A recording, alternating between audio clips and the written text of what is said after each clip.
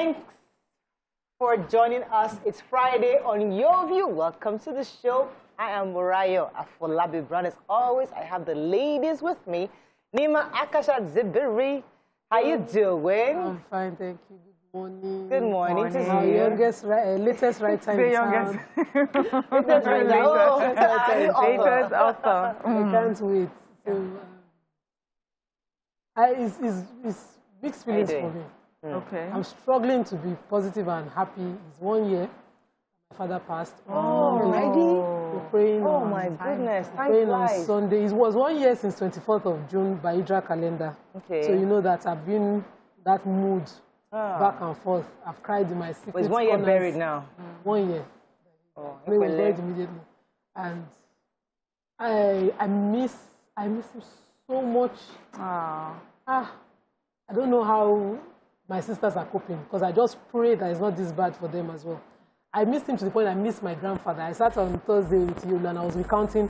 I had a childhood raised in Lagos, but I ate every farm product harvested at home because my grandfather would make sure that there's no fruit that I don't know.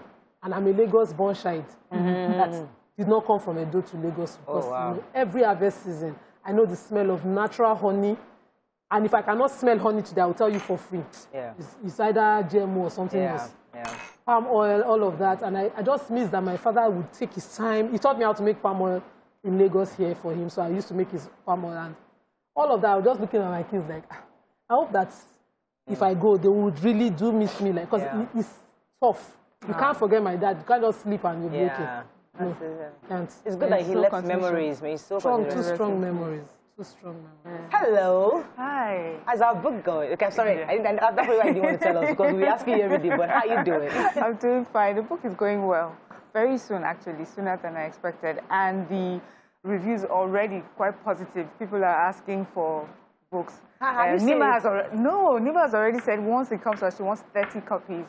Someone has already said that they would like to get for their school. I mean, they just know that about the environment and the vultures. So I think it's important information, really, from the Nigerian point of view about the environment. I also love the advocacy for environment. Yes, that's important. So, laudable. Anybody that believes in it. So should I make my own request on TV? Yes. I want 100 copies. Woo! Oh my God. Thank you. I'll give some to my children's school and distribute. Thank you. Wow. I'm so excited. Thank you. I've forgotten my initial banter because we're talking about the book. How are you doing? Anything happening this weekend? Okay, yes. So it's accountability. Okay. So, you know, lifestyle with ML, and what we're doing right now is many people find that, you know, after a while, they don't keep to the lifestyle, the healthy lifestyle. You're unable to, you forget to eat healthy, or you decide not to eat healthy, or you don't get up to do exercise anymore. And all the things that used to work for you before that would encourage you to do and motivate you to do just don't seem to work. So, you know, right now we're doing trying to be accountable to one person. Okay, you're pairing them up. Yeah, so one other person. And I find that for me, because recently one of my neighbors, I just found her, she just almost exactly like I am. She likes to do keto, she likes to work out and everything. So we're keeping each other accountable. And I find that sometimes when you've tried other things, find one person that can help you, that can hold you accountable, or you can hold each other accountable, and that will help. I know Mariah says she's been struggling a bit. I'm struggling. So maybe if you find somebody in my vicinity. Don't find someone like me from Mariah. No, find somebody. Honestly, it really helped me. Yes. You know, and I had an idea for you, because I'll share with you maybe off camera. You know, it just occurred to me. I was like, I'm looking something America can do. But yeah, well done. Yeah. I was going to lament. Let me see how much time I have left. Okay, I have 1 minute. Your people, last month, today, I want, because I don't usually lament, but because they're your people, I know you can call them, you can make the calls. Also, there's that place towards Daystar where we take the kids to school and all that. And yes, the right thing is to go make a U-turn at Billings Way. That's the law. And I mean, for me, I've been doing that for a long time. But I don't hear everybody that when the kids we're doing rush hour for the kids are going to, you can let the kids pass through that junction. And suddenly I went there today and they didn't allow me. And I'm thinking, bros, people allow you to pass here every morning. The guy did not know me.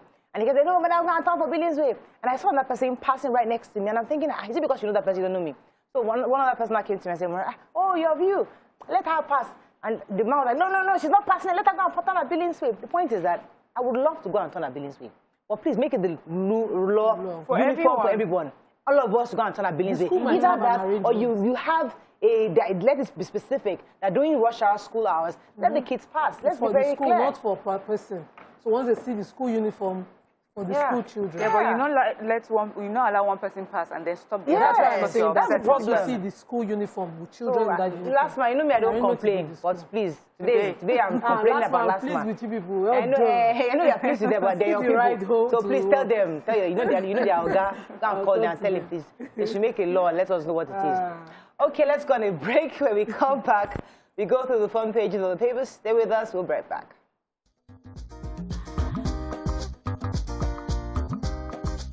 Stay tuned. Your View will be right back.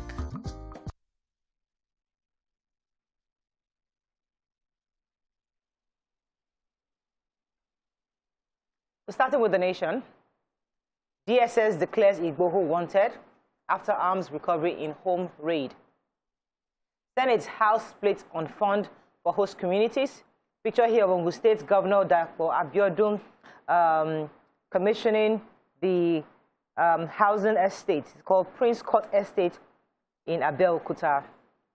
Federal government, we are going after IPOB leader Kano's backers. Lagos-bound ISWAP chief arrested in Ogun.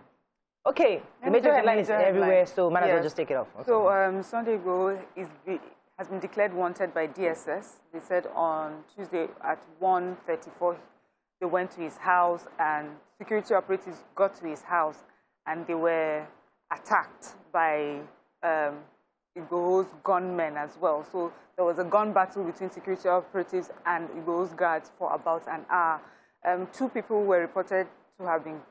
men were reportedly killed. 13 have been arrested. They said they found charms, arms, and ammunition in his abode, and he had escaped, and he's been asked that he should turn himself in.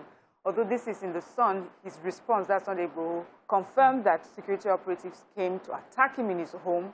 He hadn't done anything. As far as he's concerned, all the rallies and protests he's done have been peaceful. All he's trying to do is stand up for his people, and then he was attacked. He said one of his spiritualists was killed during the raid, and the money was taken away, you know, and so many things. So the stories are the same, just that he has also called off the rally that was supposed to hold in Lagos tomorrow.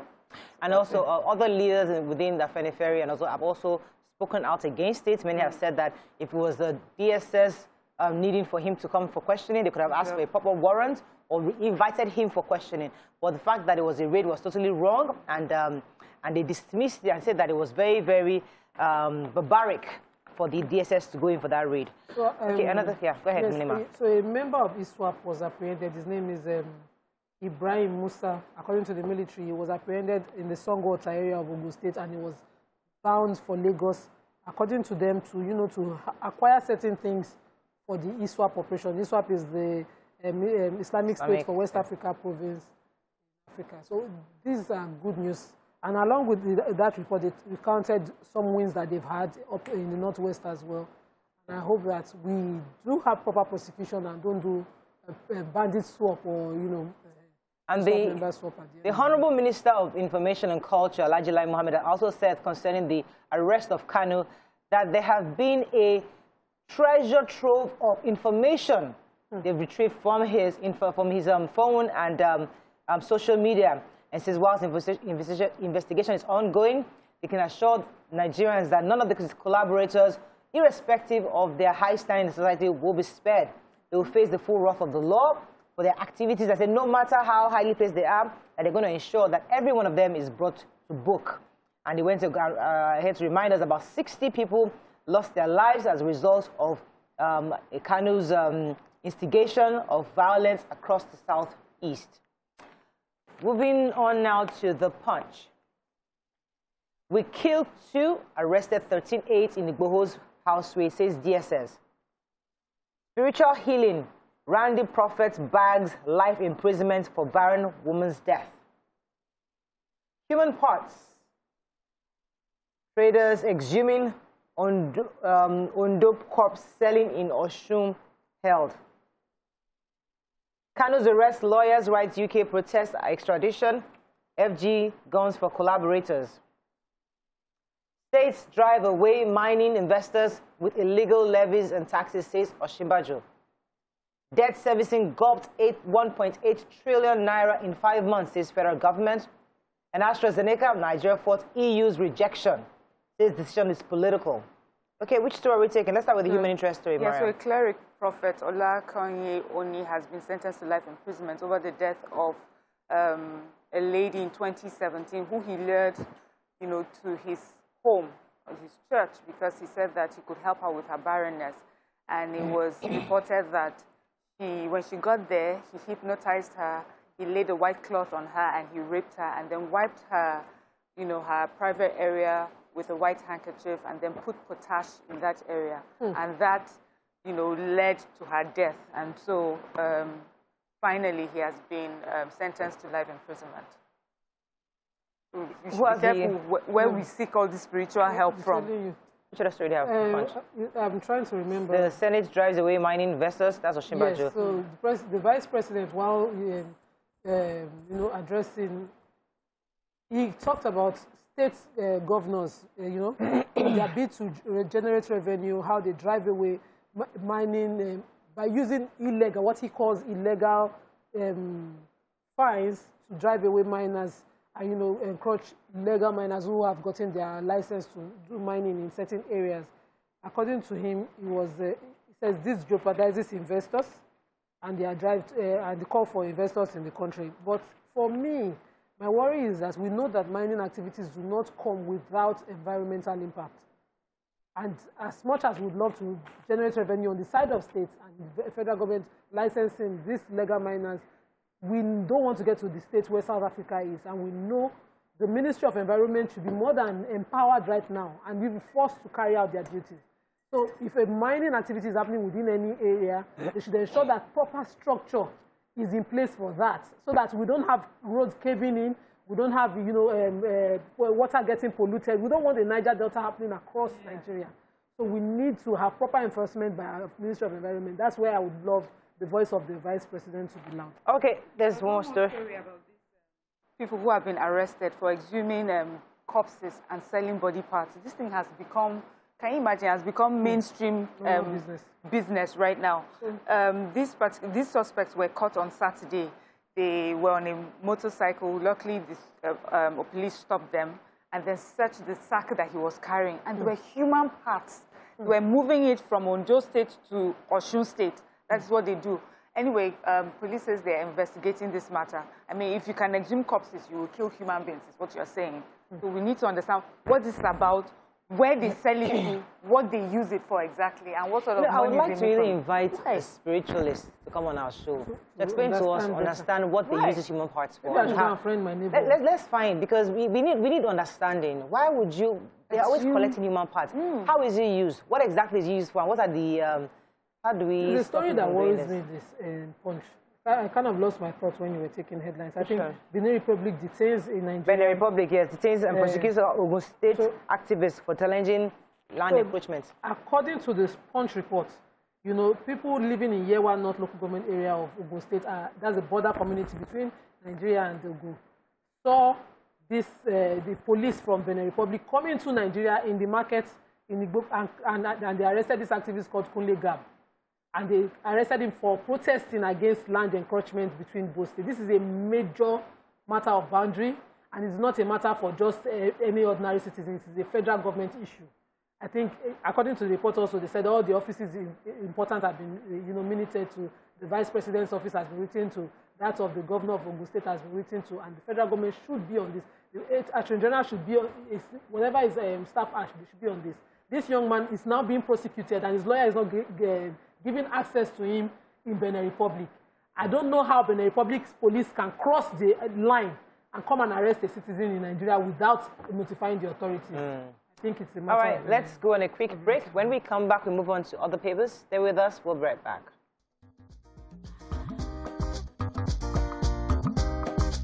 Stay tuned. Your View will be right back.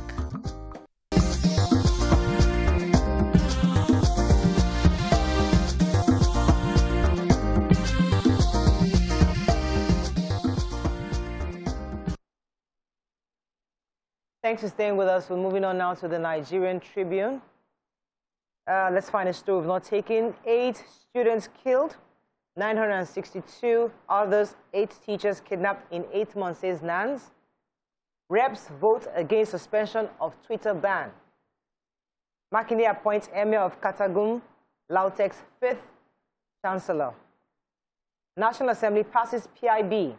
After 13 years, South-South senators kick over the 3% to host communities.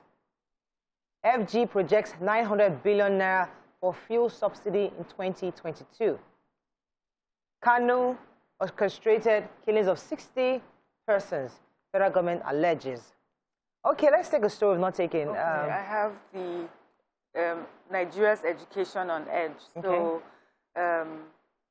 this article is talking about how from December 1st, 2020 to June 17th, about 962 students have been kidnapped. 8 of them have died. 8 teachers involved. You know, schools in Katsina, Yobe, Kebbi, Kaduna, Niger State have been shut down, and all due to insecurity. And it's, you know, the article is just saying that it seems like there's an attack on education. And because of all that is happening, the insecurity around schools as well, there are so many dropouts. Enrollment into schools have dropped, you know, drastically. And this is going to affect us eventually. We understand how important education is. And so government needs to do better. UNICEF is also saying that how to solve the problem of insecurity in schools is not to shut down the schools, but to improve security within schools and around schools so that you can still keep the children in school, because education is so important. And so this conversation really is about how to make sure that the education does not keep falling to the edge, as they say. Right. You know, we need to do other things to protect the students, protect our education. Okay, PIB. So yes, finally, when we should be celebrating. In fact, we should be celebrating it. Yeah, but unfortunately we cannot. So the PIB has been passed by both houses, but then there's still the issue of the percentage for host communities that was being debated, and now the drama is around that one. You know, the Senate, some members of the Senate had voted for increasing the percentage for host communities from 2.5 to 5%, yes, with some senators from the north rejecting it and saying, let's leave it at 3% based on what the Minister for State for Petroleum had advised, that this is enough for the host communities so that other communities are not pushed us out of development because of this amount of money. But the senators from the south and those from the host communities are saying 5%, but why is it a problem to give 5%? And so they voted yea or nay on the floor of the House. Even though yea was louder, the Senate President now, and he's in his arbiter position, forgot he was an arbiter, and picked the nay voices. Why are you saying he forgot? He forgot because you're supposed to be unbiased. That's what the Senate, and you should hear. You cannot miss. Know? All of us that are taking the side already. You're from the south. You're taking the side. And I cannot apologize. Okay, so for 5% is not too much. Okay, for my region. So that's what you say. But so, based on the debate and the compromise, you can go back and play based on the compromise. They are saying. Specifically. He just said on the compromise. Have it. Just like that. Based on the compromise, 3% was approved. But I think that they can continue the consultations and see if they can still shift ground. Now. So we're just at least host communities. But we are happy now. The PIB was passed, and that's a good thing because it means it's going to be the starting of the regulation of the oil sector. So tweaking it a bit now is easier than when it wasn't passed at all. Now you can start from somewhere. And let's just leave 5% and just. While we are on this matter of oil, I did not want to take this story, but I am not happy that I'm taking this story. The federal government is saying that they'll be spending 900 billion naira by 2022 for subsidy. The subsidy that we all said that they removed, and then they said they have not removed. Anyway, they're already putting it in the budget for next year that they're going to spend 900 billion. Now, the minister, I mean, she's saying exactly the same thing we've always been saying, that, listen, this is not sustainable. 900 billion is the kind of money that you should use for electricity, infrastructure for schools, education, healthcare, and all that. But now, because labor resisted, she was very specific, they had to pay that subsidy. Now, my question therefore is that if the country falls apart, should we blame labor? Because labor is the one that is not giving us, is not allowing the federal government to use this money for subsidy. for infrastructural development. Although Labour has been saying go and build refineries, they're saying whilst that is happening, so we need to stop paying subsidy. All governments how do we give and take? Anti-people. So this subsidy payment, refining our oil outside the country, is anti-Nigeria. And all past governments who have voted or used this method failed this country. Let me just ask the Minister for Finance, because she was still speaking, that Nigeria is, out of our 92.7% of our prorated budget, the amount of 4.8 trillion naira was expended. And out of this amount, 1.8 was released for debt servicing alone. Yes. Yeah. You noted 7% for infrastructure, 1.5% spent on personal costs. We see these things, and now you're still advising with the 1.8 we are using for the servicing of the debt. We have not paid back some of the debt. Yes, no. You are advising we should continue to take monies. No, she's not. This woman, this Minister for Finance, has always said we can borrow. Oh, yeah. She has never gone back. She has never gone back on we can borrow. Yes. She's saying we should worry about revenue. I think she should now base her advice on us to borrow, on how much our revenue will generate. If we are not generating the money, there's no point borrowing the money. Let's not worry about it. So if we don't borrow the money, would you then allow that Labour should leave them alone to get that money from subsidy so they can use to do work? Because if you don't want us to borrow money, Labour should then leave them to stop paying subsidy so they can use the money to do other things. One of the ways where if Labour don't allow them to borrow, they'll continue to borrow. One of the best ways that we can generate revenue in this country was how we became great in the first place. Agriculture. So no, refine the oil that we mine in our country. All the byproducts, all the employment opportunities that are involved in oil. Continue in this cycle.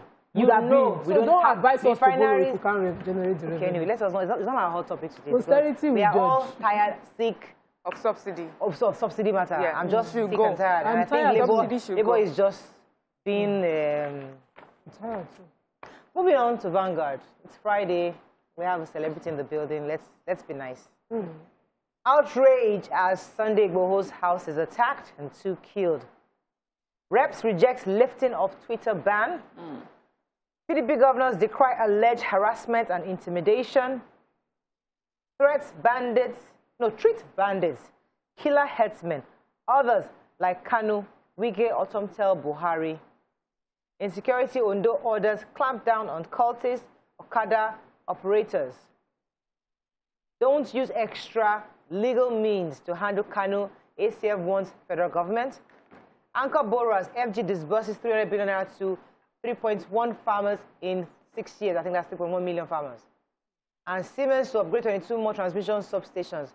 Okay, which story are we taking? So they say reps. Okay, good. Reps reject lifting of the Twitter ban. So it was yesterday that this happened. So you remember that a committee had been set up to, look into this particular issue of the ban. And the Committees on Information, ICT, Intelligence, Justice and Orientation were the one asked to investigate the circumstances of the suspension by the federal government. So Segun Odebumi was the one that led this particular committee, and he gave his 5 recommendations. He talked about how there has to be a resolution, when the time for this ban will be taken off, and how to involve stakeholders when, having conversations with Twitter. But the Deputy Speaker was saying that in setting up this committee and having this conversation was the National Security Advisor involved. And he said, well, particularly their office had sent a representative, and that was how far their involvement was. But towards the end, they felt that the committee had not determined the circumstances of the decision by federal government to suspend Twitter. They had not determined the legal authority for the suspension and the duration of the suspension. So they haven't done their job, and they should go back and do a better job, and then they can have time to discuss it. So the ban is still on. So the APC's Legacy Awareness and Campaign, a voluntary think tank within the ruling party, assessed the Anchor Borrowers program and said that in 6 years, 300 billion were shared to more than 3.1 million smallholder farmers under the central bank's Anchor Borrowers program, and that they are saying that this entire program has been underscored by critics. That's what they are saying to the Vanguard reporter. But we hear farmers, and I think that we should be sincere. We hear farmers, and we do not see the reflection of the Anchor Borrowers program in availability of food and drop in prices in Nigeria. It's a statement of So what happened with the anchors? For many who don't understand, the anchor program is such that not even diversify. The country stopped setting goods from being imported by big players. So we have those big players like the flour mills, those big guys who import certain produce like maize. What the government now said that don't import those products again. We will empower our farmers under the Anchor Borrowers program, give them money, give them these seedlings and other assistance to build for capacity. Then you buy from them, not import again. And that's what they've done to help to instigate this economy of agriculture. Farmers, even we had the president of the My 12 market here say, farmers are wondering, this money, where it is? Yes. So the money don't get to them, so the seedlings don't get to them, all the aids and grants does not really get to the farmers. So these people want this insincerity in the distribution, because I know we cannot see the reflection of the ease. Is there available corn? Is constant so it's something worth talking about. Because I know Kebbi State's got about 70,000 farmers came from Kebbi State. I mean, I did a report on rice now. Just check online. Local rice is 30,000 naira per bag. We are struggling to sell. Unfortunately, we can't take any more of that. I really wanted us to get to Daily Sun. There was a story that I really wanted us to take, but we have to move on. Story? Yeah, Siemens, do you have that story? Yes. Very quickly before we run off. Siemens is saying that by the end of 2021, they would have successfully moved us from 4,500 megawatts to 7,000 megawatts under the arrangement that they have with the federal government. The federal government is saying that they are still looking to 24,000 megawatts with the Siemens deal, and they've already disbursed the monies under the federal government, and also the money for the assistance of the project has also already been approved by the president. Okay, that's all we can take on Front Page Review. When we return, move on to the hot topic. Stay with us, we'll be right back.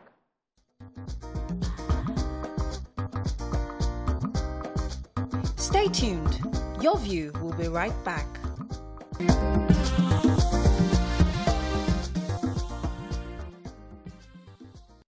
Thanks for staying with us. We heard a story about the fact that mannequins were banned by HISPA. In Kano State? Yes, thank you very much, Mara, for reminding me.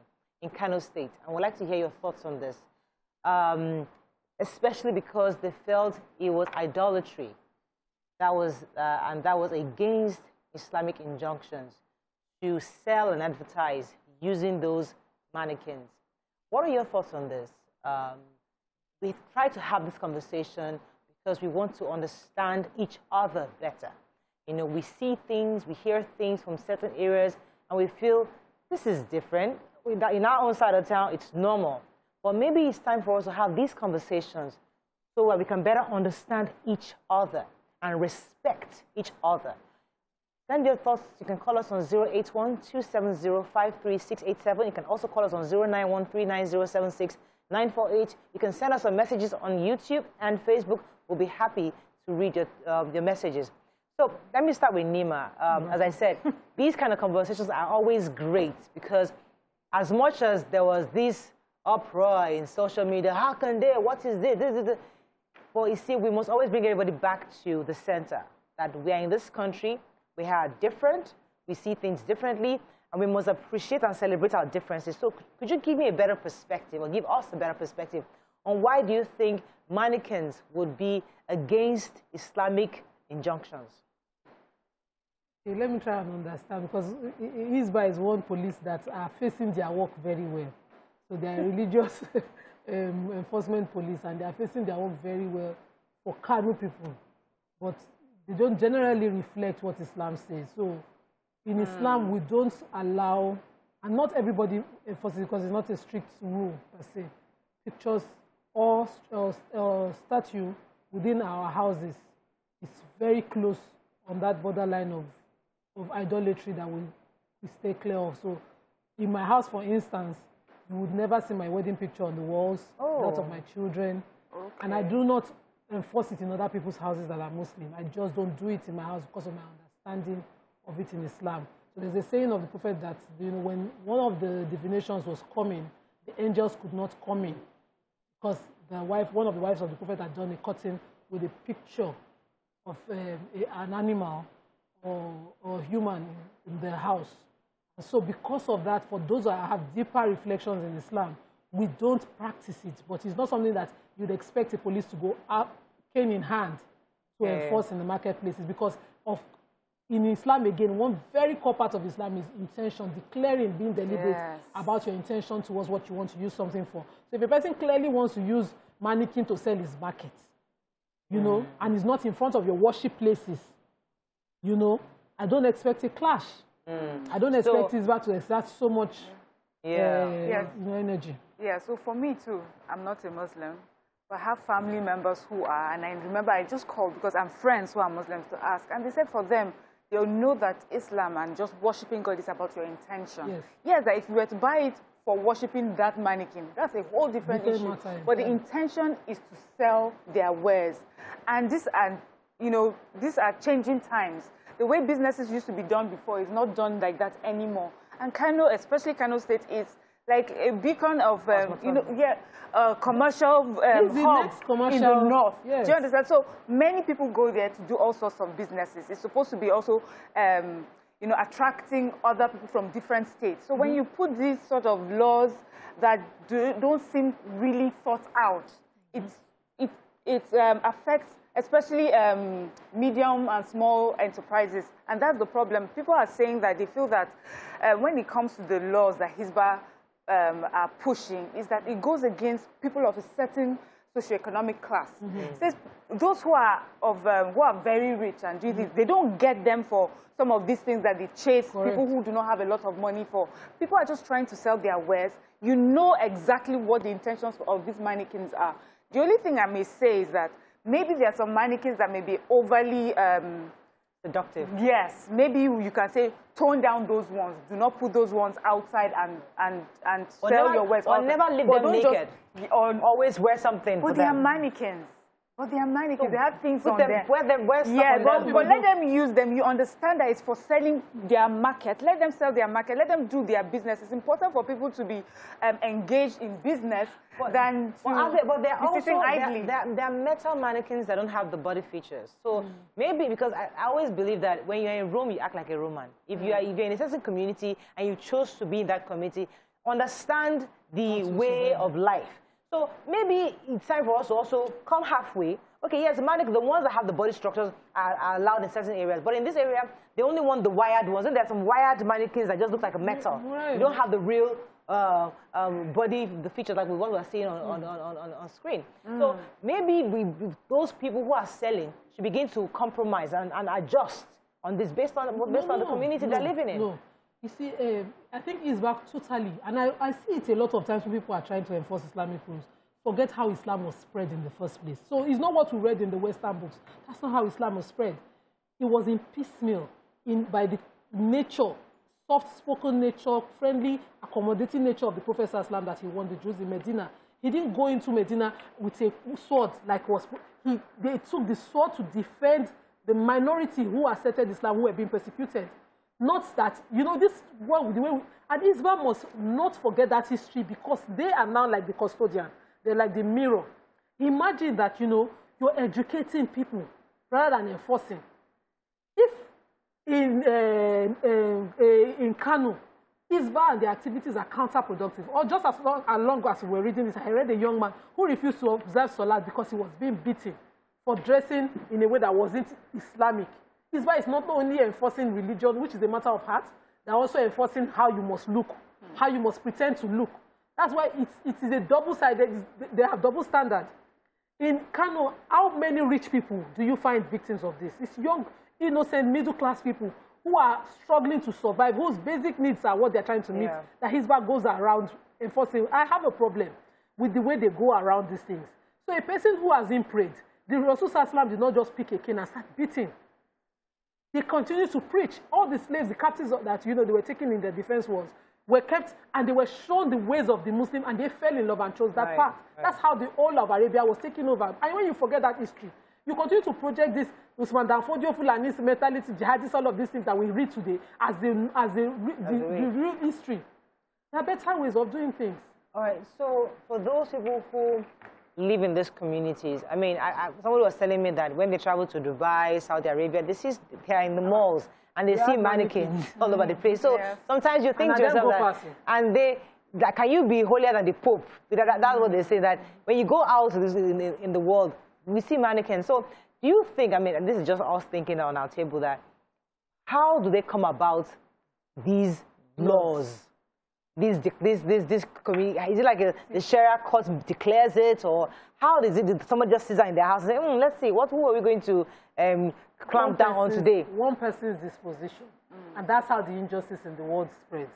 One person's bias against a minority or a group of persons, with one person with authority's bias, enforced, passed down, it becomes a mentality. So just as we are screaming that, JAMB, and we know they don't have a right to, or these exam bodies don't have a right to tell a candidate to take off their hijab in such an exam, it's the same thing that is by doing. One person's bias against a group of people, and that's where we have a problem. What? In Kano, you can have people do their businesses just as you go to Dubai and you buy the gold off the hand of a mannequin wearing the watch and the wrist, and you go to Dubai and you see the mannequin wearing the abaya, and you say, this abaya is very fine, without looking any other thing and thinking any otherwise. That's the way it is. And Kano is the second most largest commercial city in Africa. And you have a lot of people in Kano market alone. You can get lost between the gates of Kano market alone. And you're asking people that don't display market. Just be shouting, come and buy, come and buy, come and buy. Lots of people say it's not going to break. When we come back, we continue this conversation and get callers and hear their thoughts. Stay with us. We'll be right back.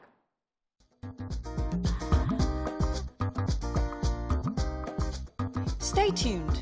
Your View will be right back.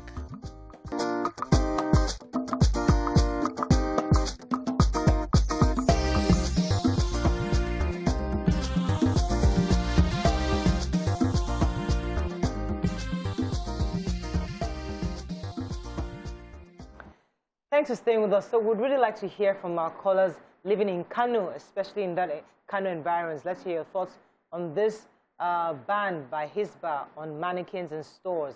You can call us on 081-270-53687, 091-390-76948. You can also send us messages. We'd like to hear your thoughts. And as I said, our objective of this conversation really is to have a better understanding of each other, we might condemn it from this side of town because for us it's normal.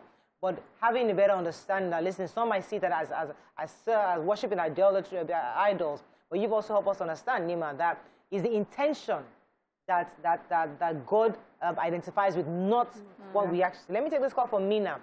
Aisha, are you there? Thanks for calling. You're live. Aisha, are you there? Yes, I'm here. Good morning. Good morning, Aisha. You're live. Go ahead, please. I'm a first-time caller. Welcome to the show. Thank you. Please, I want to contribute. Yes. The reason why they bad using it, those children in Kano, they will touch the breast, raise up the clothes. They want to see what was inside. Please, even here in Mina, that is what we are facing. They will raise the clothes, want to check what is inside. They will be comparing. They will tell you that you are wearing hijab, wearing clothes, whereby we are seeing bread on the road. So that is the reason. That is what our children are doing here in North. Yes, sir. Okay. So they have young Thank you very much, Aisha. Dressed up mannequins, and they'll be lifting up the dress to see the shape of the underneath. So when that happens, isn't that's feedback. That's feedback saying that you need to educate and teach children. So when you see kids, because kids will be curious, they are children. So exposure, education, understanding that your child will come and touch you. Want to understand, why is your own chest bigger than my chest? And that's an opportunity to educate. That I'm a human, hijabite. When I carry my friends' kids, even Bisola Yeolu's granddaughter had never seen me without the hijab. So when they brought her to my house and she saw me without the hijab, she cried forever. She didn't understand. I was playing the normal play, and I understood why. So when I went to their house, she saw me in the hijab, and I was carrying her, and then I took off the hijab in her presence, and I put it back on. I did like 3 times, and then she adjusted. Oh, she's the same person. It takes a while. It takes education. I have friends who their children are Christians, and whenever I visit their house, I remember Jiboy as a child, he would climb on my legs, and he would put his hand into my hijab and pull my ears, and just to be sure I'm a human. So you take it, you give people time to adjust to things. You don't just react like this. Yes. Now, so the children, that will not stop them from wondering what is still under if you don't educate them. So I also understand that the culture in the North is very conservative. So conversations, I've mentioned it before, conversations around sex, around bodies, not something that they want to do so openly. it shows as if you do not have home training. But I think it is time to start rethinking how we're raising our children. That a child shows curiosity does not mean that child is a spoiled child. Does not mean that child has not been brought up properly or something is wrong with the child. It's just normal curiosity. And when a child is informed, the child can make better decisions concerning themselves and understand themselves. That is why now we're always talking to our children. We teach them about their body parts so that they understand that this is just mine. And anyone that comes close and tries to touch it, you know, they know what to do and who to report to. So it's just okay to have this conversation. So, okay, let me take this call from Babatunde from Ikorodu. Good morning, Babatunde. Are you there? Yeah. You're live. Go ahead, please. Concerning the managing of the thing. Yeah. To be honest, the last caller, she gave a very valid point about these children bending down. Even some adults do it. But there's a better way of doing things. You can't just come up and say, okay, you are totally banned this thing. I think their responsibility is to deal with those killed. That used to go around bending down and check whatever. Because I've seen some adults, even in UAE, because I've been in UAE for like 3-4 years. I saw some others, people like from Bangladesh, India, and others. If they pass, and see mannequin, maybe looking like a lady or something. I tell you, some people will touch it. They even touch the sign of a breast or bending down, looking at what is under the business. But for me, they can't just say they are totally banned or... That's the way they can do it. This man is a responsibility they can deal with no children. Instead of disturbing people's business around. Right. So, thank you very much, Martin. I'd like to link that to even the Sharia law because you still the clutch of your hands. You know, this is part of these... the kind of laws we have, such that when you steal, there's no way to help to rehabilitate this person for this bad doing. It's just that so it's not stricto sensu. Consequence of cutting off your hands once you earlier on the show. As an Islamic law major myself, I know that this is a justice system, and the first result is not catch and cut. There has to be prosecution, and one of the core messages of Islam, of the Prophet Islam during the enforcement of stealing was find out whether the person is stealing out of hardship or hunger. So if the person is pushed to the wall because of any difficulty, the rule of the society is to first of all see to that difficulty than the action of that person. So if a person stole, like a woman stole to feed her children, and I saw a video of a woman who had to take a beating in our own African custom for stealing to feed her children in African magic one time, and I was wondering why. Because in Islam, that woman has to be provided for. That's what a proper Islamic society would do. And the consequence for such a person will never be cutting off the hand. Yeah. But if it is an habitual, you're a first time, second time, third time offender, you're used to this method of stealing, it is then what the law provides. That's a different justice system. Ebony, are you there? Thanks for calling. Yeah, hello, good morning. You're live. Go ahead, please. Yeah, so I just want to drop a point or two. This ban of a thing, I'm just hearing it, and for me, what the point the first caller made concerning the children, I just personally think the borders on home training and exposure. Now, like the last caller said, children do it, even adults do it, and it just borders on training. Now, it's like if a child can think of going and checking under, a mannequin, put the dress or just to see what's under. What says that child is not going to do the same for a human being? A human being, just for curiosity. Because this particular point does not border on the government or the security officials or on the organization. No. This borders on home training. But going with this attack fire brigade approach is not normal. It's not right. It's like child trafficking. Children working in school, or using your children's cell while they're supposed to be in school. I remember how Lagos State government dealt with that. They started picking up these kids. Now, go to the market. If anybody is caught doing this, whether a child or an adult, hold them up for something. Let there be a penalty. People will talk to their children from home. Adults will call themselves. Thank you very much, Ebony, for that. Yes, Fred. So, the other caller was saying, that's before her, was saying something about why, even in uni, people, especially from Bangladesh, And I've noticed that too, like when I was in Zaria as well, we used to have a lot of people from Palestine, you know, so people that come from conservative countries, there's a behavior that they have where things like this intrigues them and they react almost differently from what normal people. So a normal person will just pass, but for them it intrigues them. And for me, it is time to now look into the way that we're dealing with and we're teaching people about bodies, about their own bodies themselves. So I find that people that come from conservative settings, conservative upbringing, tend to don't know how to sometimes don't know how to behave themselves when they find, you know, when they find nudity, when they find things like mannequins, like these pictures or videos. Because you have not been taught, because you have not been exposed, and when I say exposed, I'm not saying throw these things in their face, but that you're educated on it and how to respond and how to carry yourself around it, and when you see it, how to respect it.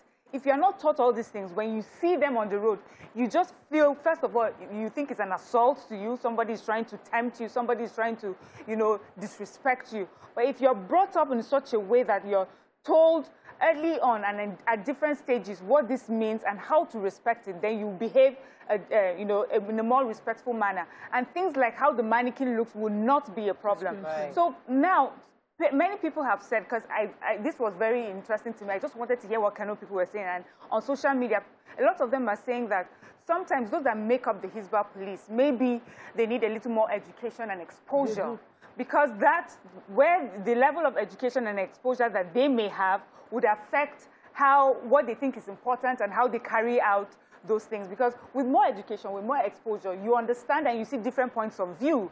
And so when it comes to this particular issue, it will occur to them that people are not doing this just to be un-Islamic. People are not doing this to be idolatrous. They are doing this for the business of, you know, selling their goods. Let me come to Nima. Where do we therefore draw the line between education, enlightenment, and staying true to the core of Islam? Because one of the things that people understand about Islam is that they try not to go too over modern because they want to retain that core, that traditional, the fact that other religions are so expressive and they've modernized into different forms. Islam tried to retain its core.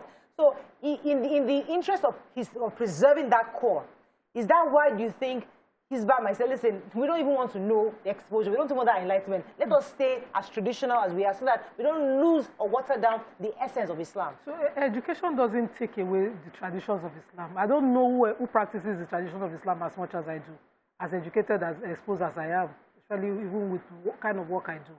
And you can say I strictly follow. There are certain areas I will never cross, and then I still live freely. And that's because Islam is a way of life. It's easy things. It's a guide to living. I think Hisbah as a police and Kano government creating Hisbah, we're looking for shortcuts to solving long-term problems. So if you have a societal problem that needs you to focus on your education system in that state, work hard and make sure that every kid on the street is in school. You can take a mannequin to class and let them see it is made of rubber. You can wear its clothes and see, and you make sure that you teach the children to respect the opposite sex and their bodies, and take a time to make sure that is part of your sex education in school. Rather than just tell the market person, don't sell or don't display your wares in the most commercial way, because the kid will come and lift up the gown. Because that kid who is in the habit of lifting up the gown, if he does not find a rubber to lift it off, it will lift it up a human being. Because you have failed to do the long-term work. And this is not a work of 10 years. Every child that you see might have that mentality in Kano. So because of that, make it your entire educational system plan in part of your curriculum. That's what Hisbah should be focused on. Thank you very much, Nima. I think you hit the nail on the head. Let's move on. I think we have a call. Uwa, are you there? Thanks for calling. I think we lost that call. Do you have any messages or any message before we run off? Please go ahead, Nima. So Ronke Odiemi says, well, Adedotu Adekoju says, where is the law that permits everyone the right to live and do business in any part of the country?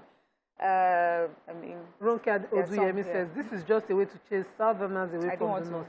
Saudi Arabia, the origin of Islam, allows mannequin. A lot of big shop designers showcase their brands, and there's no law against them. This is pure hypocrisy. We need to stand against it.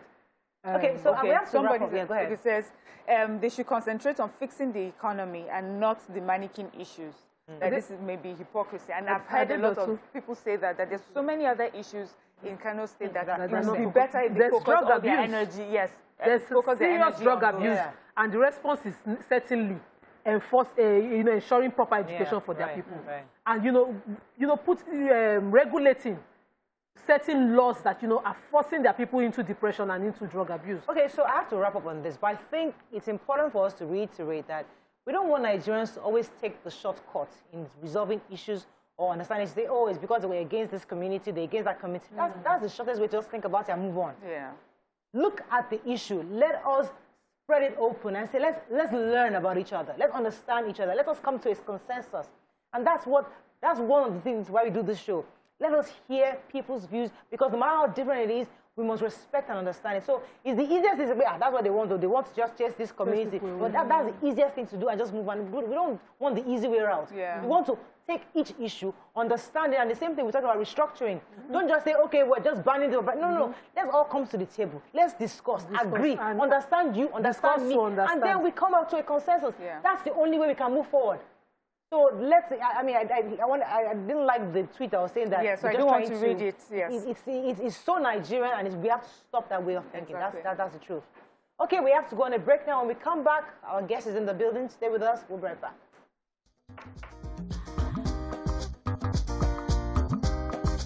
Stay tuned. Your View will be right back.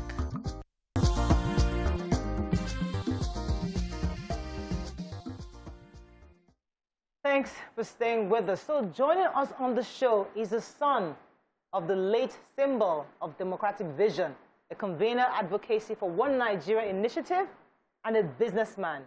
We have with us Mr. Abdul Lateef Kolawole Abiola. Welcome to the show. Thank you. We heard yesterday was your birthday. Yes. So what did you guys do? Anything? I did nothing. I don't celebrate birthdays. Oh, really? Ordinarily, I'll be climbing. I normally climb for my birthdays. Oh, you climb mountain. Mountain climbing. That's my thing. Well, we stay with the family at least. But this time, because of the COVID, there's nowhere to go to. And so you just stayed at home? I stayed home. We got plenty of cakes, I'm sure. Yeah, a few. All right, so there's so much to talk to you about because there's so many things happening. We'll talk about your possible ambition probably later, but the hottest news right now is what happened with Sunday Igboho last night. I think it was Thursday, 1 a.m. And this is a man that a lot of people believe started this conversation on self-determination, which, people saw him as a warlord. Some saw him as somebody who was a leader trying to push a vision. And some saw him as a rebel, somebody that should be arrested. Others say, this is a man who has been very respectful for the elders. He has been able to galvanize support across party lines, across community, monarchs and all that. In your view, what do you think Sunday Igboho stands for? And do you think it was right for the federal government to send the DSS to invade his residence yesterday? Well, first, I'm not a politician, so let's get that straight. So what I tell you is basically what I think, and personal opinion. Now, I think because of the vacuum in leadership, some things have gone out of hand. And when it goes out of hand, you end up with a scenario of last night. And I will start with Kanu, for example. You lock the guy up for 3 years. Didn't take him to court, nothing. You turn him into a hero. The guy, what he did was pure treason. Treat it as such and deal with it as such. Immediately. Now, if you want to start dealing with that late hour now by having to attack or supposedly going to arrest the guy, and things end up this way, that's what you get. So anything that advocates anything against the state, the Union of Nigeria, is treason, period. And the sooner we start treating such things as such, the better. And deal with them as what they are, treason. Right. A treasonable offense in our Constitution, the death penalty. So deal with it and let's get it over with. The more we drag our feet, we will start giving more and more opportunity to such people, such thoughts, such advocates. People will say because it's a democracy, because we're in a democracy, Yeah, there's a way to handle this, and so I agree with that. democracy That's why I allows said, for them to speak their minds and speak their thoughts. And I don't have a problem with speaking your mind. What you do with what you speak is another thing. What you influence with what you speak is another thing. You have to be responsible for your talk, and if you talk the talk, if you're going to walk the walk, then you must be responsible for it. And that's how I see it. But you've not answered my question concerning Sunday Igboho, which is, so he was, I mean, I wouldn't want to compare him to Kant. No, it's a trend. Because he kind of was saying very clearly secession. He was saying self-determination. Is there a difference, do you think? Or do you think anything that breaks Nigeria is the same? Call it apples and oranges. Yeah. A dog is not a monkey because they all walk on 4 legs. Two different things. It's still, a dog is a dog, a monkey is a monkey. So if you start advocating such things, you're definitely playing with the integrity of Nigeria. I just love, this is a big opportunity for me.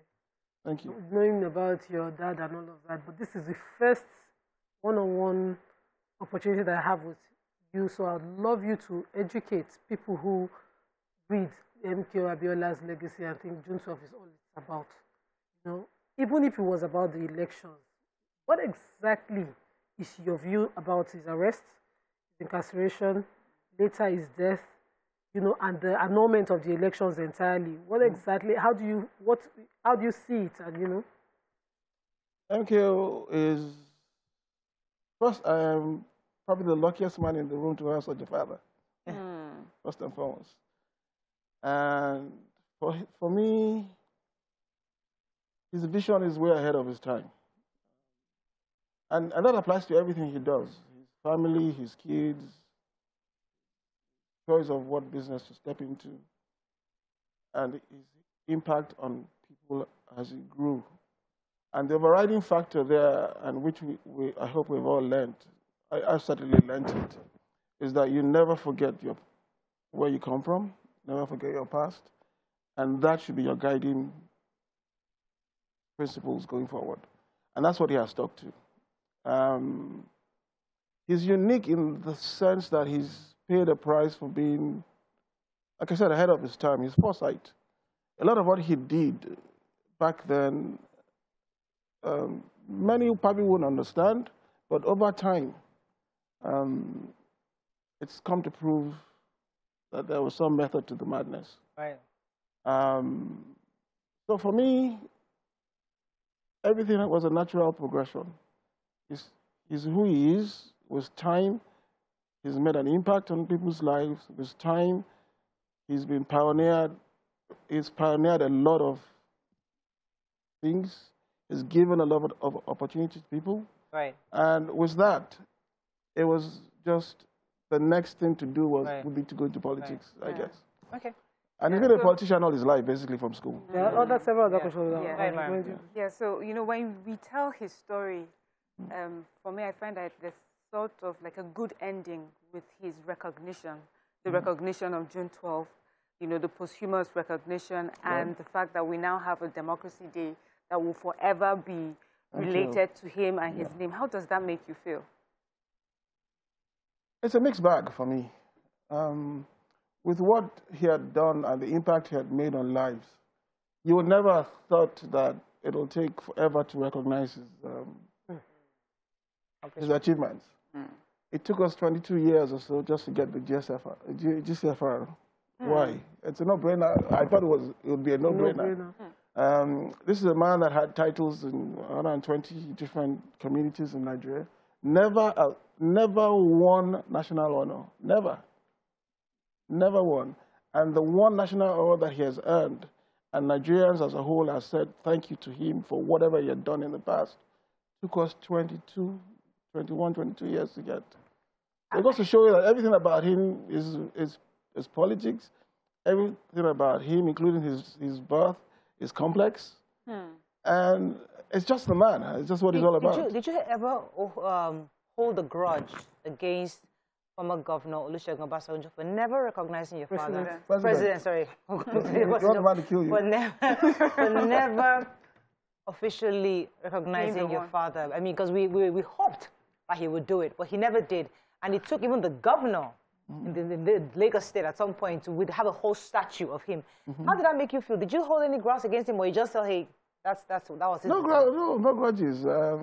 If you had done otherwise, I would have been highly impressed. But if you didn't, I'm not surprised. They have a history, and a history from from school, and so on.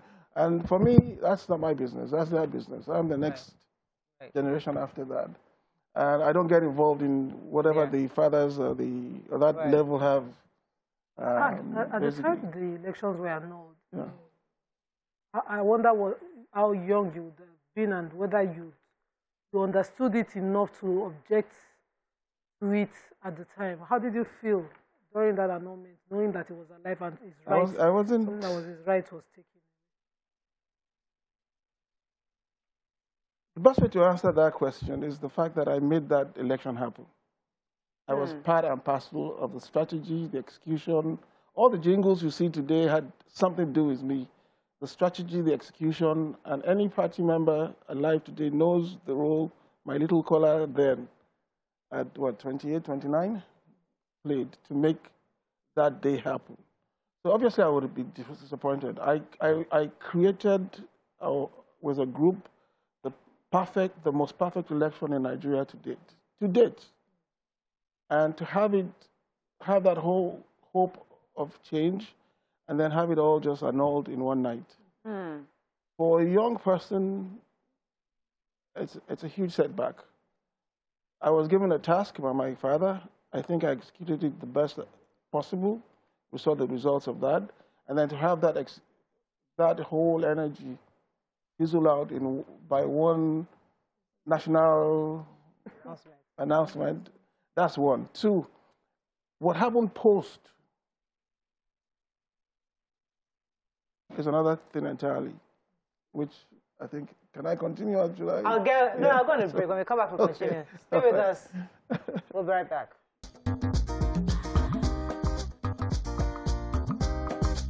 Stay tuned. Your View will be right back.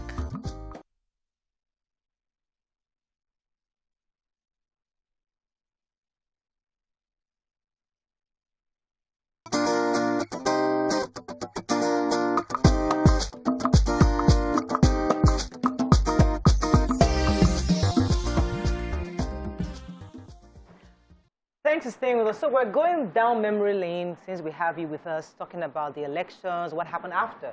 And talking about what happened after is more of your relationship today with the former dictator, I would say, head of state, Babangida. He's alive, he's well. And sometimes when I see and he goes for neck meetings, I'm thinking to myself, hey, this man, he lived this long. Now, wow, not that I don't want to kill him, just that you think that with all that happened, you know how we believe that, God do for you know, but this man is still doing well, and if I was Abiola's son, I would be thinking, hey, why this man is still up and running? In your view, what's your relationship with him? And do you feel that he has paid for what he did by annulling that election? Well, I don't have a problem with former president at all, and I don't have any grudges. Like I said, events are determined, are predetermined, so my faith allows to understand that very well. It's up to you to live with your roles going forward. So I don't wish him bad. Are you friends with him? I can't be friends with him. It's like a father figure. But yes, I know him very well, and I relate with him very well over the years. Unfortunately, I haven't seen him in a while. I think I spoke to him when the award was given. But do you have that deep conversation with him? Have you ever had that confrontation? Conversation with both of you just I've always been very honest with. We've always had very honest discussions. Okay. During the annulment, I had unfettered access to him. Yes. That whole process, and I tried in my own little way to bridge the gap. And bring the two together. My father himself, some level of understanding. I played quite a bit of role doing that. I taken my dad and I brokered meetings. Went with my dad and arranged the meetings several times. And one-on-one with him, I've always been very straight and honest with the former president, and he knows that. And I asked him direct questions. He will always answer me directly also. So I really never had a problem with him, including General Obasanjo in those days. Then General, retired, but President. Yeah, so people will be listening everybody. to you. We don't get any meet Mr. Abiola. No, my own is... No, look, the thing is that, I was in the middle of it all. Yeah. You had all these forces. My dad, Shehu Yaradua, General Obasanjo, IBB, and everybody playing. And I was the connection. So I kept, no matter what, I kept the connection going. I was the only one that they would listen to me and at least give me that, because I think I've earned enough of their respect from that perspective. So I was that connection. Even when my father was incarcerated, General was in jail, the two generals were in jail, I still went and I met with them. I still went and I saw them, and I still kept that connection going, believing that the solution would be one of those three people.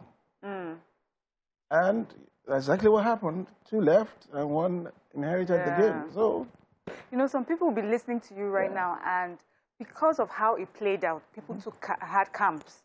And some people forever feel like, oh, this person is against this person, and forever I'm against this person. But then to hear you speak, like, you know, it wasn't like that anyway. We're able to still sit together and try to put our heads together. It was like that, but some of us had to be mature enough to not lose our heads and choose the baby away with the bathwater. That's the role I played. Some people would have interpreted that as you being a traitor, saying that you betrayed the trust of the because people believed and thought that you should have taken sides. It doesn't matter to me. It doesn't matter to me. What matters to me was what my father thought my role was, and how I felt I could keep it going.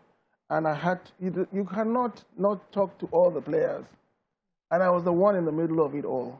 So I had to keep that connection going. Had to keep the flame. And I had to keep it going for the better of everybody. Not just for them, but for the country as a whole. So I'm amazed at how level-headed and how you resorted to dialogue to resolve these issues, able to take into cognizance every interest rather than lose it all at once. I wonder if it was the same for your siblings. I remember that, you know, following the assassination of Kudrat Abiola, everybody in the country felt such, and I kept wondering, if she had children, how would they cope with this now, knowing that their father is in incarceration and now she's dead? If she had her own direct children, I kept, till date, anytime I think about the story, what would have happened to her children? You know, if now they are grown up, how would they be dealing with that person? Did anybody help them through counseling? Did anybody, the country even try to reach out? That's an interesting question there.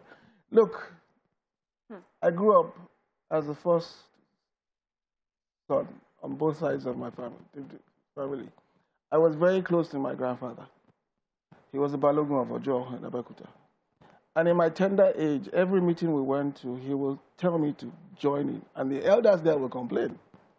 Like, what's this little boy doing in our meeting? And he will tell them, no, Lati, sit down. And he knows really well they can't annoyingly leave because they won't get there by the afternoon, and the small change he will give them. So we'll sit.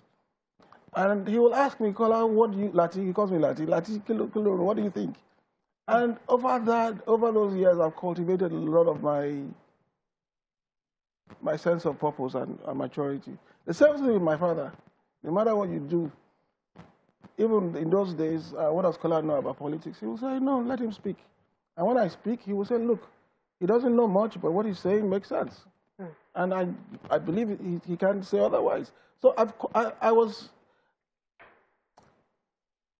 I've been through this from day one, trying to learn that. Now, the beautiful thing, or the ugly bit about it, is that in Nigeria, when the chips are down, it's like in politics, they will say, oh, the forces on the ground.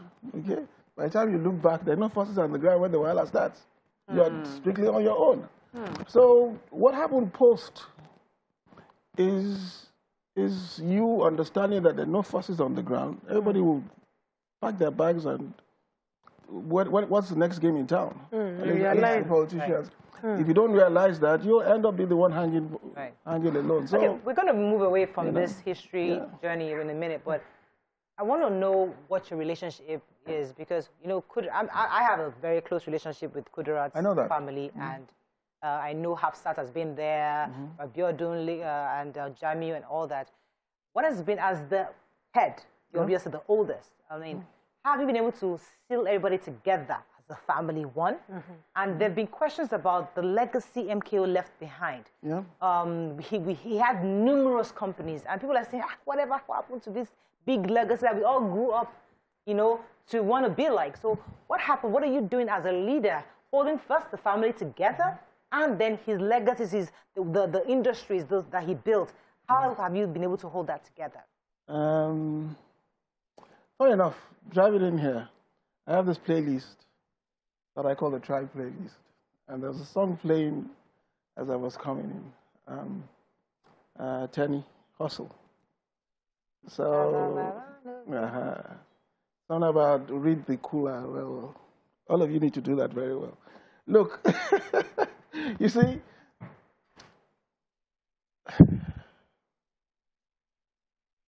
when you go up against government, you need to be in that shoe to understand. Number one. Number two, we talk about Abiola Farms, we talk about Concord Press. Those are not, those companies collectively were not the, how do you put it? They didn't lay the golden egg. There was something else laying that golden egg that kept those things running. Those are things that you build over time. And when I came home in 84, 85, it was a mess. I was the one building them and putting them right.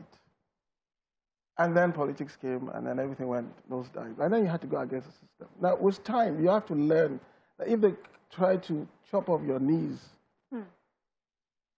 you have to always provide the other bit of your leg for them to chop off. You must have other means and ways of making a living and keeping it together. There's a time to retreat. No, no retreat. No retreat. Far from that. But you do not put yourself and everything you do out there. When I set up, I help build these things. Wouldn't I want to see them survive?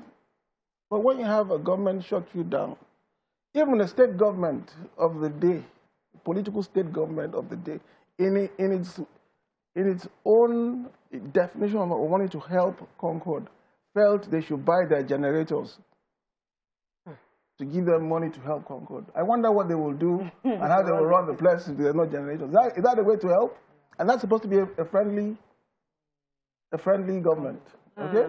Or a government that is a civilian that takes away my concession. We know the Abacha thing is very clear-cut. But when you have a civilian government that also comes in and takes away your own concession, you would have thought, okay, yes. So it didn't just end with the Abacha regime. It continued. Even in civilian. Even in civilian. And you see, I am the head of a family, and there's so many things I just cannot say. Yeah. So no matter how hard they put their hands in my mouth, my responsibility is first with the family. And there's so many things that I know that could not be said and can still not be said, and deliberately so. But it'll get to a point that I'll have to. I have my own set of kids now. They're going to start having kids. I don't want anybody pointing at my own kids or my grandkids claiming your dad stole anything from them. So it'll get to a point that I will do that. But I don't think it's something that we can do on this program, because it will take, I will come with facts, numbers, and everything to show you that it's certainly not what the perception is. Okay. And it's a thing that will take at least an hour program, which I'm ready to take any time, any day. Because I'm getting to that point. I have my own kids. I have my own legacy to build, that my own kids and their own kids must be able to look up to. And we're getting to the point that things would have to be said the way they are. But like I said, in summary, there was something else laying the golden egg, not those businesses. Right. So, but the family structure is together. And the family structure, which you asked, which was the first question, sorry. Yeah. It's not the easiest thing to deal with 50-odd kids and many mothers. But what I've done to the best I can to accommodate them, even outside of his will. to make it more convenient for everybody to be able to live with it. There's going to be grudges. Doubt. Maybe I made one or two mistakes myself, but how old was I then? The only beauty I had was I had the opportunity to learn from my mom's scenario. My mom passed away before my dad. She was 54 when she passed away. It'll be 30 years this year. And her own estate, our family, gave me some sort of a tutelage in how to deal with the larger one, which was a few years after, 4 years, my dad. That's number one. Number two, if God was kind enough for me to give me some breathing space, the years in which my father was incarcerated was the years in which I was able to know friends or no friends. That's friends or no friends. Even the family understand uncles for what they are, what they are still, what they still are. Siblings, wives. It gave me time to know, because I left home very early. And being back, that incarceration period gave me time to know a lot more than I would have known, as opposed to if I just woke up one day and he had gone. So it was basically gone for 4 years.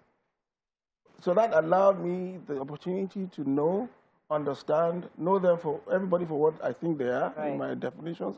And I'm hardly ever wrong in my definitions. That's another gift from God. But okay, you know, so yeah. So okay, so here we are now, and you know, I just wonder if you mentioned that there were some mistakes you may have made and some things maybe you would have done differently. And I'm wondering, maybe now an opportunity today, is there like any member of the family or any siblings or cousins to your children that you hope the relationship will be a lot better when you start to talk? Like when they hear from you. I've never interfered in the relationship with with their cousins. Never.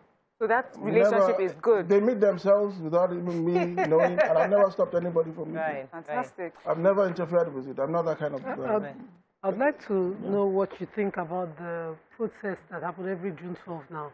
People come out and think it's Abiola's legacy, and so is it the right reflection of? Do you think he would be pleased with several protests we're having today, the agitations around? What exactly would you want to happen every June 12th? What I want us to do is to learn. What I hope the role I'll play going forward now is to make sure that is not just a protest, but we get results from it. And that's why I set up this app, Tribe Niger, and the Coalition for One Nigeria. It's not good enough to always protest and then leave it back to the politicians. And then come election time, it don't make a difference. Okay? What I'm hoping to do is to take the achievements. I've been there. I've done it. 79, I was there as a young, out of secondary school kid, MPN days. 92, 93, STP, I was totally involved. So I know how the system works. And I think I can bring that knowledge to making sure that they get results. What I'm hoping to do with this app is to get us talking about a united Nigeria, to understand that we have a common problem, leadership. We may have little things. The man in Sokoto doesn't have the same problem with me from Ogun State, but at the end of the day, it's all about leadership. And we have a common thread going. Let us have that discussion on that platform. Let us come up with our own solution, what we think our own solutions are on that platform. And then collectively, let's see how many of us can get there. And let's use that strength and power in numbers to make a change politically in Nigeria. Right. The system has to be turned on its head. Right. We have to disrupt this whole political system to get any headway. All right, let me go on a quick break. I'll find our last break. When we come back, we take the last leg of this. Stay with us. We'll be right back.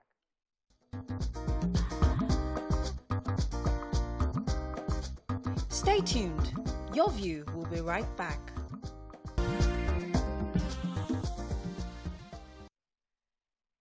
Thanks for staying with us. All right, so I want us to move into 2023. Yes.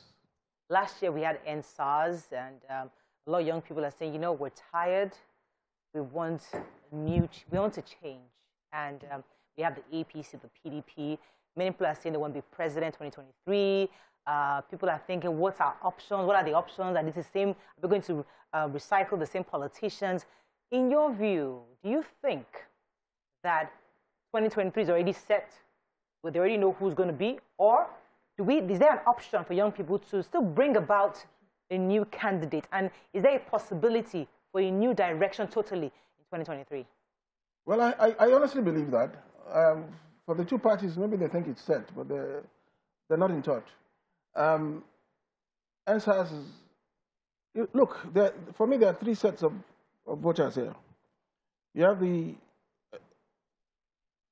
uneducated voter.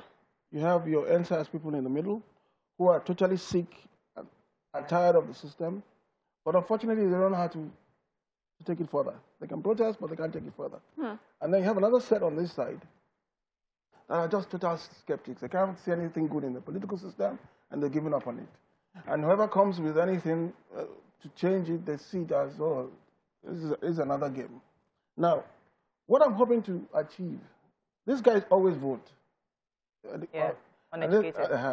And they always vote, and the guys usually, unfortunately, are able to be induced, for lack of to use a very kind word. The guys here definitely want that change. They want to see, they're sick of it. There are the 51% of your registered voters are here, these two, right? And that's 18 to like 35 or so. That's 51% of your registered voters today. If only I can get them to come together under one umbrella, which I hope Tribe Nigeria will do, right? Get those guys and then hold them. I've been there before.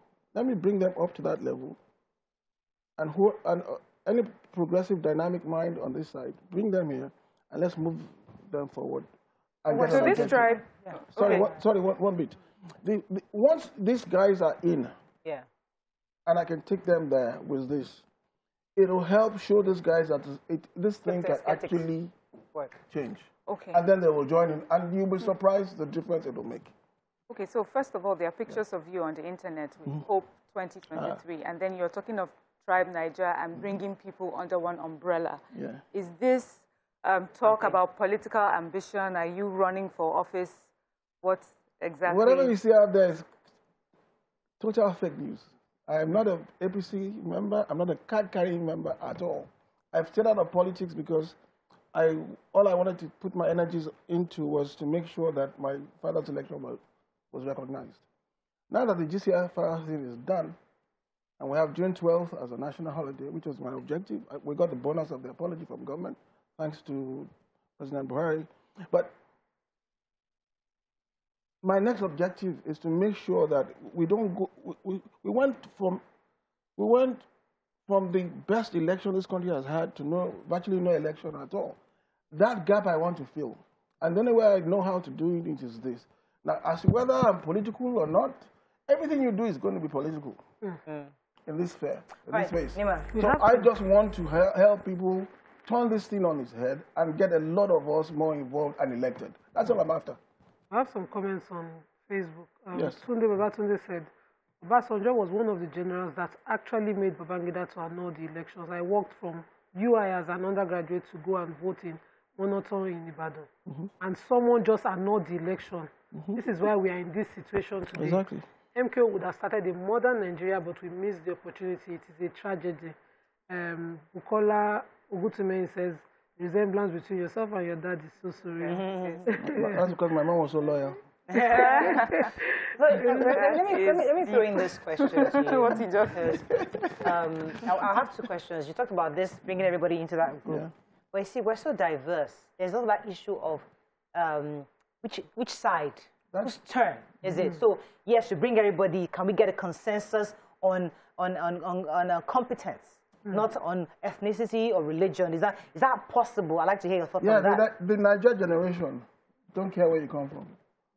Just be in my ecosystem.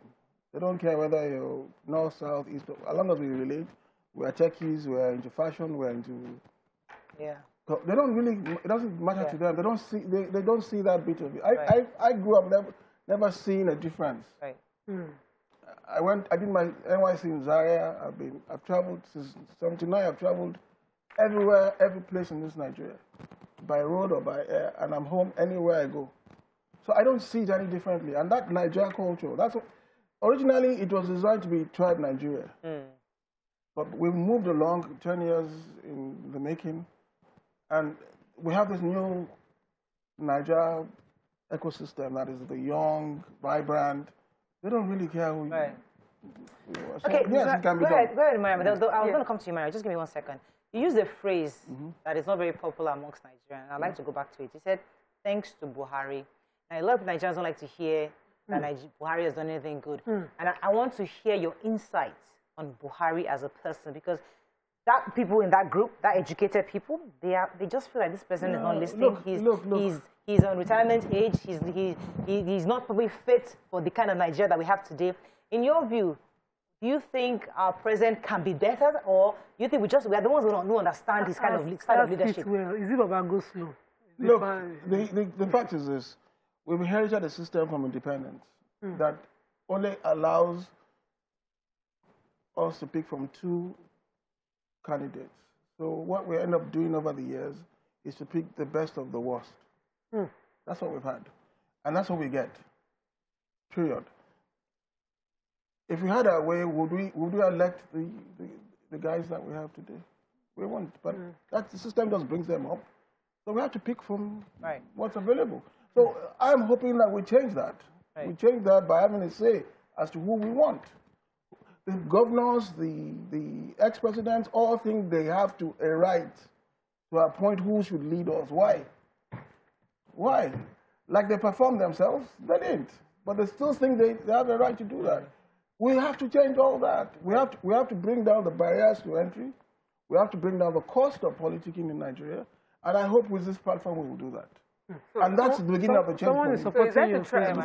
So is that the tribe Niger? Is that the job of tribe Niger? Is tribe Niger coming to create political parties, sponsor people going into politics? What exactly? Just encouraging people. If we get critical mass, and that discussion is out there on the platform, and they decide that's the way to go, that's the way we will go.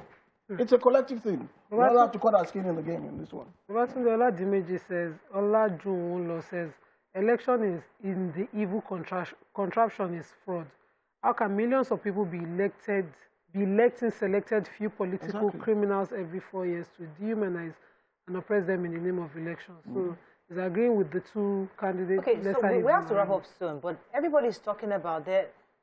We are at the point where everybody's talking about restructuring. The truth, they're saying that we cannot continue with this constitution that put us together. In your view, do you think, I know many people agree on restructuring.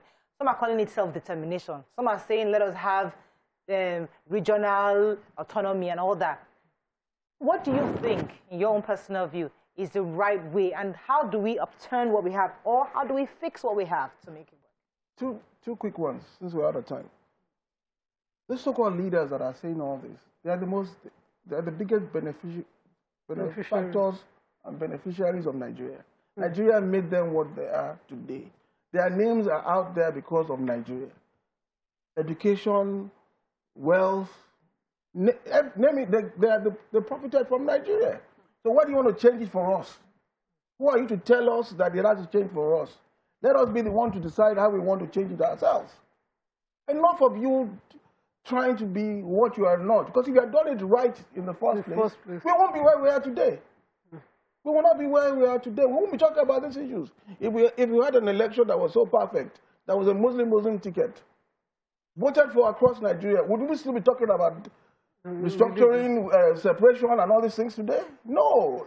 So they have no right to be telling 70% of the population that you have to change things when you profited from it and you destroyed it yourself because you didn't provide leadership. That's number one. Okay. Number two, let us be the one to decide how we want to go now. I went to a school that they guard kids right in my classroom. Now, it's not like that again. Why? You can't have a degree here. 30 years ago, I went to school in America. All my colleagues or my classmates from Lagos, we meet in London on bursary. This is not rocket. It's not like 100 years ago. So quit deciding how we do things. Let us get ourselves elected, that generation elected, and let's go and see how we can do it better. They're expired. They don't know. If they understood it, we wouldn't be saying the people there shouldn't be talking about restructuring. It's not for them to tell us. Business. So we get in there first, and if you fall into that trap, then they're going to continue to profit from it again. They're going to continue to exploit it again. It's for their own good, not for the collective good. Let's understand that. Before we Messiah. Let me be sure I understand. Well, look, we're diverse. Even within the groups, we're diverse. In Ogun State, we're diverse. We all speak Yoruba. You're either Jebu or your Egbado or your Egba. If that doesn't work, he's Muslim, he's Christian. If that doesn't work, Owuni, Igbagura. Is that how you want to run a country? How do you have any tell of it? Further dividing. It's further dividing and exploiting. That's why we are. And it's their fault. Let us understand that. See it for exactly what it is. They enjoyed this country. My father made his wealth from this country because it was a developing country. If they had done it right, as opposed to telling us that we have all this money but we don't know how to do it, the Gowon regime and all that. If they had done, we started with countries at the same time. Now we'll see where they are today. We'll see where we are. Okay, I think we can wrap up on this. If you keep your comments on Facebook, and we run off. Bilkis says some people will find it hard to believe that Kola Abiola shares this view of one Nigeria. Hatred can't get us anywhere. He has to see beyond the injustice done to his father. We forgive and move on. Okay, I think we're good. Thank you very much, sir. Thank you. We have to wrap up. Is there any final words you want to give to Nigerians? Like they say, if you like this, hit the subscribe button. Tribe Nigeria, Google Play. Using us to market your Apple iOS App Store. I see a scar on your head. Could you tell us about that? Well, that was in primary school. Oh, what happened? I was in naughty primary school, playing the monkey bars. Since primary school? How many years ago? Jesus, and it's still there. It's still there. Oh, my goodness. You must have been naughty. Thank God to my mom. I'm a good boy now. If I had my way, there's one thing I noticed that you talk about your father in the present tense a lot. Yeah, he hasn't left. He's my mentor. He hasn't left. He hasn't gone anywhere. Yeah, still, I was like his houseboy, batsman. Yeah. So he couldn't function without me. So yeah. Yeah. Alrighty. So I have to run off. So there was a question I wanted to ask you, the personal question from my mother to you. So, yeah. Just so my mother knows that I've asked him. He will answer me after the show. See you Monday. Have a lovely weekend. Thanks. Thanks, guys.